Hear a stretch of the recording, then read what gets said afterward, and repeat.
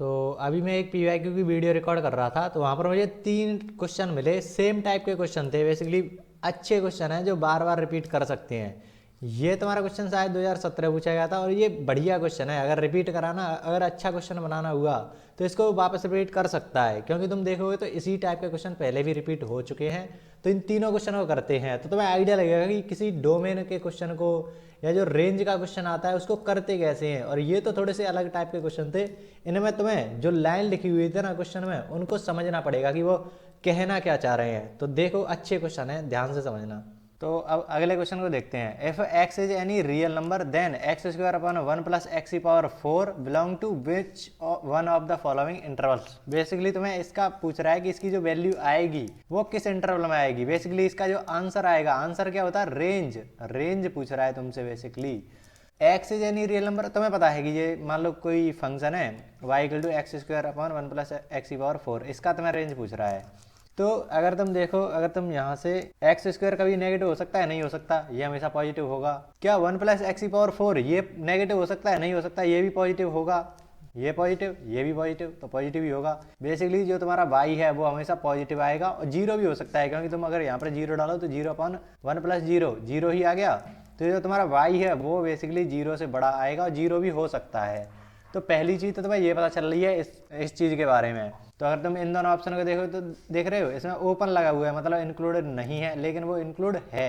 तो ये पहले 2 ऑप्शन तो हटा ही दो, इन दोनों में से देखना है। अब देख रहे हो इधर की साइड ये मैक्सिमम वैल्यू लिखी हुई है, इसकी मैक्सिमम वैल्यू की कहाँ तक इसकी हाईएस्ट वैल्यू जा सकती है। तो क्या 1 जाएगी? 1 बताओ 1 कब जा सकती है तुम्हें? अगर बेसिकली उसको भी छोड़ो तुम, अब आते हैं रियल जो प्रॉब्लम है।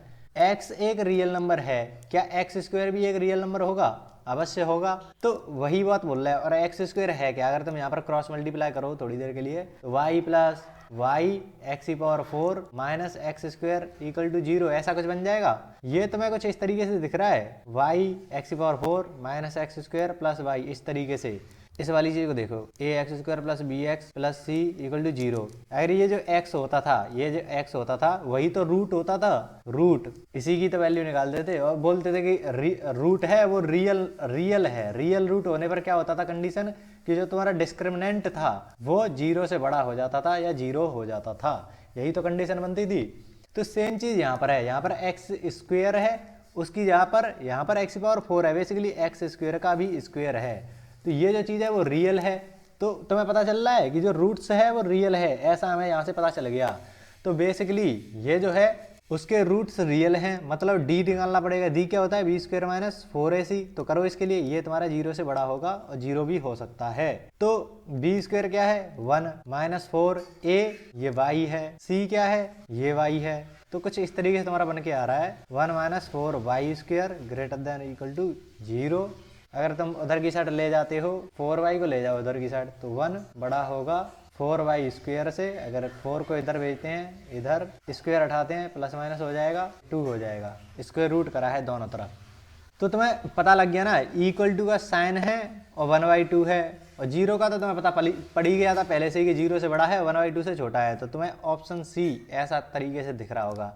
ये थोड़ी सी सोच पाना मुश्किल पड़ जाता है कि इसने बस रियल नंबर बोल रखा है और तुम्हें सोचना पड़ेगा ये रूट ही तो है, ये जो x है वो रूट ही तो है। उसके बारे में तुम्हें जानकारी दे दी। अब ये रियल नंबर है तो इसका स्क्वायर करेंगे तो वो भी रियल नंबर होगा। और यहाँ पर क्वाड्रेटिक में यहाँ पर x काम कर रहा था और यहाँ पर एक्स स्क्वायर काम कर रहा है, तो वो भी रूट है। तो रूट रियल है। रियल रूट होने पर d greater than equal to 0 होता है। क्यों होता है वो तुम्हें पता है, क्वाड्रेटिक इक्वेशन पढ़ के आए होगे, एक ही लेक्चर कराया था 4.5 घंटे का। तो उससे तुम्हें बाई की एक और वैल्यू मिलेगी, हाईएस्ट वैल्यू मिलेगी। देख रहे हो, इससे छोटा ही होगा, 1/2 से छोटा ही होगा। तो इस तरीके से क्वेश्चन हो गया। यही जो सेम तरीका है ना, इस पर अलग अलग तरीके के सवाल पूछे गए हैं। ये देखो NDA 217 में पूछा गया था। आगे अगर मैं तुम्हें दिखाऊं तो देख रहे हो सेम टाइप का सवाल है, बस यहाँ पर एक्स की पावर 4 था, यहाँ पर एक्स स्क्वायर है। क्या करेंगे? और देख रहे हो यहाँ पर ये बोलेगा कि एक्स रियल नंबर है, तो हमें आइडिया लग गया कि एक्स स्क्वायर भी रियल नंबर होगा। बेसिकली वहाँ पर यहाँ पर वो जरूरत भी नहीं पड़ेगी। तो अगर इसको क्रॉस मल्टीप्लाई करो तो y plus y x square minus x square, इस तरीके से कुछ आएगा। अगर रीअरेंज करें तो वाई एक्स स्क्वायर तो कॉमन आ जाएगा, y minus 1 x square plus y equal to 0। देख पा रहे होगे एक्स का कोई टर्म नहीं है। ऐसा नहीं है कि देखो ये x square b x plus c, तो ये वाला कोई टर्म इसमें है ही नहीं। एक्स स्क्वायर है और कांस्टेंट है, ये दोनों हैं। तो सेम चीज यहाँ पर तो ये क्वाड्रेटिक की तरह काम कर रहा है, तो यहाँ पर इसने बोल दिया कि जो x है या जो रूट है वो रियल है। रियल रूट होने पर क्या होता है, d तुम्हारा 0 से बड़ा होगा या 0 होगा। तो वही चीज़ यहाँ पर कर दो। b स्क्वेयर, b तो यहाँ पर कुछ है ही नहीं क्योंकि b x होता है, x की पावर 1, इसमें कुछ है ही नहीं। तो 0 - 4 a y - 1 है, c ये वाला y है, ग्रेटर देन इक्वल टू 0। थोड़ी सी स्पीड में चलाएं क्योंकि वक्त की कमी है। अगर इसको तुम सॉल्व करो तो बेसिकली यहाँ पर तुम फिर से देख सकते हो, ये पॉजिटिव है, ये भी पॉजिटिव होगा, तो ओवरऑल जो y है वो 0 से बड़ा ही होने वाला है। 0 भी हो सकता है, अगर तुम यहाँ पर 0 रख दो, यहाँ पर भी 0 रखोगे तो y की वैल्यू 0 मिल जाएगी। तो पहला तुम्हें मिल गया कि इंक्लूडेड है और 0 से बड़ा है, तो इन दोनों को तो हटा ही दो। अब यहाँ से देख रहे हो, अगर तुम इसको सॉल्व ना भी करो तो भी तुम्हें इक्वल टू का साइन मिल रहा है, तो यही होगा, ऐसा कुछ होगा। तुम आइडिया लगा सकते हो इससे। लेकिन अगर तुम सॉल्व करना चाहो तो 4, अगर माइनस को दोनों तरफ माइनस से मल्टीप्लाई करें तो 4y स्क्वेयर माइनस 4y, ऐसा नहीं, हाँ तुम ऐसे कर सकते हो। मान लो 4 तो ठीक है, या 0 है इधर की साइड, y - 1 और y - 0 greater than equal to 0, ऐसा कुछ है, वो वाला बेबी कर्व मेथड। अब देखो इसमें बहुत सारी चीज़ें क्वाड्रेटिक इक्वेशन से लिंक होती हुई दिख रही होंगी तुमको, तो मैं सजेस्ट करूंगा जिसने क्वाड्रेटिक इक्वेशन नहीं पढ़ रखा है तो मेरी 2 वीडियोज होंगी, 7.5 घंटा मान लो 4.5 घंटा की तुम्हारी प्योर थ्योरी, उसके बाद तुम्हारा 3 घंटे के आसपास PYQ सेशन था जिसमें मैंने लास्ट 10 ईयर के जितने भी तुम्हारे PYQ थे टाइप वाइज कराए थे, तो उसमें ये सारी चीज़ें इंक्लूडेड हैं। तो क्रिटिकल पॉइंट क्या है, जहाँ पर वो पूरी चीज़ 0 हो जाएगी, तो एक तो 1 डालोगे y की जगह पर तो पूरी चीज़ 0 हो जाएगी, दूसरी 0 डाल दोगे तो भी 0 हो जाएगा। प्लस माइनस प्लस ऐसे करते हैं। तुम्हें पॉजिटिव रीजन चाहिए, या सॉरी ये बदल जाएगा ना, -4 था तो 4 ही तो हटेगा, माइनस तो बचा रहेगा, तो अगर माइनस का दोनों तरफ मल्टीप्लाई करेंगे तो कुछ साइन बदल जाएगा।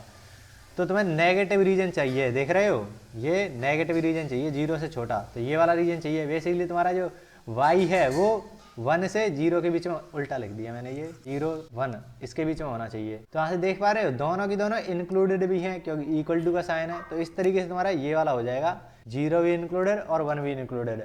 जिसको ये सारी चीज़ें नहीं समझ में आ रही है वो ऐसा ना सोचें कि तुम्हारा फंक्शन वीक है, तुम्हारा क्वाड्रेटिक इक्वेशन वीक है, ये समझो तुम। तो क्वाड्रेटिक करके आओ, उसके बाद ये चीज़ें करना। मैं मान के चल रहा हूँ कि जो इस कोर्स मेरे से कोर्स पढ़ रहा है उसके अकॉर्डिंग मैं चल रहा हूँ अभी के लिए।